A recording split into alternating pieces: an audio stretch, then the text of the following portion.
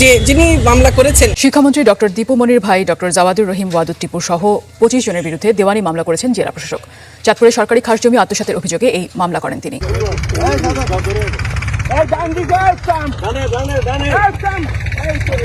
এই যে রিপোর্টগুলো আসছে মাননীয় শিক্ষামন্ত্রী, নির্বিচারে বালু তোলায় রাত দিন 2 শতাধিক ট্রেজারে চলে বালু উত্তোলন, আর 8 বছরে প্রায় 2800 কোটি টাকা পকেটে চলে গেছে হচ্ছে গিয়ে সেলিম খানের এই রিপোর্ট অনুযায়ী। চাঁদপুরে মেঘনা থেকে অবৈধভাবে বালু উত্তোলন করায় নদী তীরে ভাঙন দেখা দিয়েছে। হুমকিতে রয়েছে সেচ প্রকল্পের বাঁধ। স্থানীয় প্রশাসন অভিযান চালালেও অবৈধ বালু উত্তোলন বন্ধ হচ্ছে না। শিক্ষামন্ত্রী দীপুমনির দিকে ইঙ্গিত করে অভিযোগ করেন, চাঁদপুরের মেঘনা নদী থেকে অবৈধভাবে বালু উত্তোলন ও নদী দখলের পেছনে একজন নারী মন্ত্রীর ভূমিকা রয়েছে।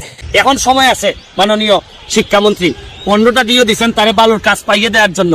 এবার অন্তত একটা রিকোয়েস্ট তারে করেন যে সেলিম, তুমি আর যাই করো আমার চাঁদপুরটারে নষ্ট করে দিও না। কারণ চাঁদপুরে হয়তো একদিন আপনি হয়তো থাকবেন না, কিন্তু চাঁদপুরের বহু মানুষের ভাগ্য নিয়ে খেলাধুলা হচ্ছে এবং এটা থেকে বাঁচান। যদিও আমি চাঁদপুরে যাব না, আমার চাঁদপুরে বাড়ি না, কিন্তু আমার কাছে মনে হয়েছে কারণ চাঁদপুরের কোনো লোকের এই সেলিম খানের বিরুদ্ধে কথা বলার মতো সাহস নাই। আরে আমি গেলেও তো আমাকেও রাখবে না সেলিম খান। যদি বালু কিছুদিন আর অল্প কিছুদিন কাটে তাহলে এগুলো সব ভাঙে নিয়ে যাবে। বর্তমানে এখনই ঝুঁকিপূর্ণতে আছে এগুলো। নদীতে যে সমস্ত বালু উত্তোলন করতেছে, সে বালু উত্তোলনের কারণে আমাদের মেঘনা দনকথা যে বাঁধ, এই বাঁধ বিপদের সম্মুখীন অচিরেই হয়ে যাবে। প্রায় 1.5 দশক যাবৎ ক্ষমতার পালাবদল হলেও বন্ধ হয়নি 30-40টা ডেজার্ট দিয়ে দিনে এবং রাতে অবৈধভাবে বালু উত্তোলন করতেছে। এখানে আশ্রয়ণ প্রকল্পগুলি এবং নদীর পাড়ের মানুষ এইগুলি যে কোনো সময় এই অবৈধ বালু উত্তোলনের কারণে এগুলি নদীগর্ভে বিলীন হয়ে যেতে পারে। অবৈধ বালু উত্তোলন বন্ধ করতে নৌ পরিবহন মন্ত্রণালয় থেকে একাধিকবার নির্দেশ দেওয়া হলেও তা কার্যকর হয়নি। এই বালু তোলার যে সুবিধাটা, এটা হচ্ছে গিয়ে নির্বিচারে বালু তুলবেন। আর সেলিম খান তো এত উপরে চলে গেছে, আমি তো ভাবছিলাম যে সেলিম খান ছোট্ট চেয়ারম্যান আপনার এলাকার, কিন্তু আপনার বদান্যতায় বা আপনার এই ছায়া থেকে এই সেলিম যে বহুদূর চলে গেছে।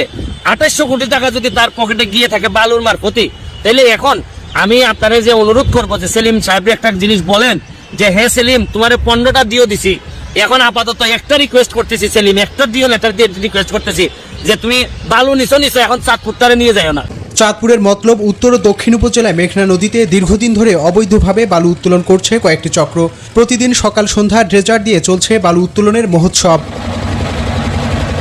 অবৈধ বালু উত্তোলন বন্ধ করতে নৌ পরিবহন মন্ত্রণালয় থেকে একাধিকবার চিঠি দিলেও তা কার্যকর হয়নি। এর ফলে ভাঙন হুমকিতে পড়েছে নদী তীরে অবস্থিত আশ্রয়ণ প্রকল্প, সেচ প্রকল্পের বন্যা নিয়ন্ত্রণ বাঁধসহ এলাকার বাড়িঘর ও ফসলি জমি। দেখেন আপনি আশ্চর্য হবেন যে এই সেলিম খান 2800 কোটি টাকা যদি শুধু বালু থেকে বানাইতে পারে, আবার আপনি বলছেন যে সেলিম খান আওয়ামী লীগের লোক, এই জন্য আপনি যোগাযোগ রাখতেছেন। আমার বিশ্বাস যে আপনি জানেন মাননীয় শিক্ষামন্ত্রী, যে কোনো ভদ্রলোক যদি আওয়ামী লীগ করে আর সে যদি দুর্নীতির সাথে জড়াই যায়, আমি যদি নিশ্চিতভাবে বুঝি সে মানুষের ক্ষতি করতেছে, সে দেশের ক্ষতি করতেছে, সে দুর্নীতিবাজ, তাইলে বঙ্গবন্ধুর আদর্শ হচ্ছে গিয়ে দুর্নীতিবাজ কখনো আওয়ামী লীগের হইতে পারে না। এবং দুর্নীতি করলে সে আদর্শটারে ব্যবহার করতেছে, সে তার ব্যক্তিগত সুবিধার জন্য সে আওয়ামী লীগকে ভালো চায় অথবা সে দেশের ভালো চায়, এই কোনো কাজ না, বা বঙ্গবন্ধুরে ভালোবাসে এটা না।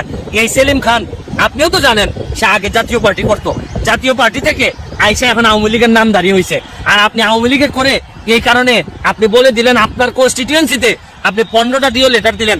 আমার আর কোনো কিছু বলার নাই মাননীয় শিক্ষামন্ত্রী, আপনি সেলিম রে দরকার হলে আনার করে দিয়ে দেন, তারপর চাঁদপুরটা দিয়ে দিয়েন না। কারণ চাঁদপুরের মানুষও তো এখানে বেঁচে থাকতে হবে। যদি এই রিপোর্ট অনুযায়ী দেখলাম যে এইভাবে বালু তোলার কারণে 3 থেকে 4 জায়গা যে শহর রক্ষাবাদ চাঁদপুর এটা দেবে গেছে, তারপরও শহরটাকে ধ্বংস করতে দিবেন, এক সেলিম খানের কাছে সব দিয়ে দিবেন। বালু উত্তোলনকারীরা প্রভাবশালী হওয়ায় আধিপত্য বিস্তার নিয়ে ঘটছে রক্তক্ষয়ী সংঘর্ষ। 30-40টা ডেজার্ট দিয়ে দিনে এবং রাতে অবৈধভাবে বালু উত্তোলন করতেছে।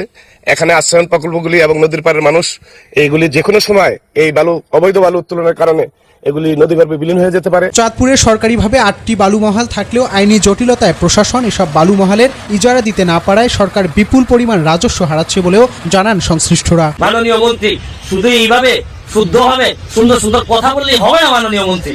এখন তো বহুদূর চলে গেছে বাংলাদেশ এখন তরুণরা আপনাকে প্রশ্ন করতে শিখছে। আমার মতো সামান্য একজন লোক আপনারা দাঁড়ায় লাইভে বলছি যে আপনি গত লাইভে আমি বলছি যে সেই মনিওর ফ্যামিলি, আমি তো বারবার বলার চেষ্টা করতেছি যে এখন আমরা প্রতিবাদ করতে শিখছি। শুধু এই কথা বলে এখন আর বুঝাইতে পারবেন না, কারণ সেলিম খান এখন এত দূরে চলে গেছে। আর কয়দিন পরে এই সেলিম খানরা কানাডাতে টাকা পাচার করবে, এই সেলিম খানরা আওয়ামী লীগকে বদনাম করবে, এই সেলিম খানরা জননেত্রী শেখ হাসিনাকে বিব্রত করবে। এই জন্যই বলি আমাদের নেত্রীকে বিব্রত করার আগে আপনি একটু সংযত হয়ে তারে একটু কন্ট্রোল করার চেষ্টা করেন। তবে আমি জানি না যার পকেটে 2800 কোটি টাকা থাকে সে আপনার কথা কতটুকু শুনবে জানি না। তারপরে আপনার প্রতি আমার একটা অনুরোধ, যদি নাও শুনে তার মাথার উপর থেকে ছায়াটা সরান, নাইলে এই সেলিম একদিন আমাদের জন্য বিভীষিকাময় হয়ে উঠবে পুরা দেশের জন্য।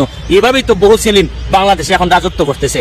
ভালো থাকবেন। আর আরেকটা কথা বলে দিতে চাই আপনাদেরকে, যারা বালু যারা উঠায় তাদের তো অনেক সুবিধা। মাননীয় শিক্ষামন্ত্রী, আপনি তো জানেন না মনে হয়, যারা বালু উঠায় তারা কিছুদিন পরে পার ভাঙা যায়, তখন পা ঠিক করার জন্য আবার কন্ট্রাক্ট পায়, আর এইখানে আবার কাজ পায়, আবার জিও ব্যাগ এগুলোর জন্য আবার কাজ পায়। মানে এরা তো শুধু ব্যবসা আর ব্যবসা, কোনো অসুবিধা নাই, বাংলাদেশ গুল্লায় যাক, কিন্তু এরা ব্যবসায়ীরা আপনার লোকরা ভালো থাকবে এটা কোনোদিনই হইতে পারে না। এটা বঙ্গবন্ধুর আদর্শের কথা না মাননীয় শিক্ষামন্ত্রী।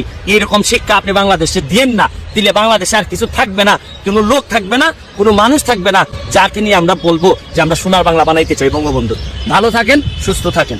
দর্শক, এই মুহূর্তে সবচেয়ে বড় খবর, মামলা করার পরপর গ্রেফতার হয়েছেন শিক্ষামন্ত্রী। এখন তার নামে একের পর এক মামলা হচ্ছে। তার কারণ, আগে তিনি ক্ষমতায় থাকাকালীন কেউ তার বিরুদ্ধে কথা বলতে পারেনি। এখন ব্যারিস্টার সুমন ভাইয়ের প্রতিবাদের পরপরই সত্যতা যাচাই হয়েছে তিনি একজন দুর্নীতিবাজ শিক্ষামন্ত্রী ছিলেন। ইতিমধ্যে মামলা হয়েছে চাঁদপুরের বালু তোলা নিয়ে। কত বড় চোর এই শিক্ষামন্ত্রী। দর্শক, ব্যারিস্টার সুমন ভাই না থাকলে তো শিক্ষামন্ত্রী এসব চুরি সম্পর্কে আমরা জানতেই পারতাম না। সত্যি ব্যারিস্টার সুমন ভাই একজন মানবতার ফেরিওয়ালা। যেখানেই অন্যায় দুর্নীতি সেখানেই তার প্রতিবাদ। এক কথায় সুমন ভাইকে বলা চলে বাংলার কেডি পাঠক। দর্শক, আপনারা সবাই ব্যারিস্টার সুমন ভাইয়ের জন্য দোয়া করবেন, তিনি যেন এইভাবে তার কার্যক্রম চালিয়ে যেতে পারেন, সকল এমপি মন্ত্রীদের দুর্নীতি ফাঁস করে তাদেরকে ক্ষমতা থেকে সরিয়ে দিতে পারেন। তো দর্শক, আজকের মতন বিদায় নিচ্ছি। ভালো থাকবেন, সুস্থ থাকবেন, আর এই ভিডিওটাকে বেশি বেশি শেয়ার করবেন।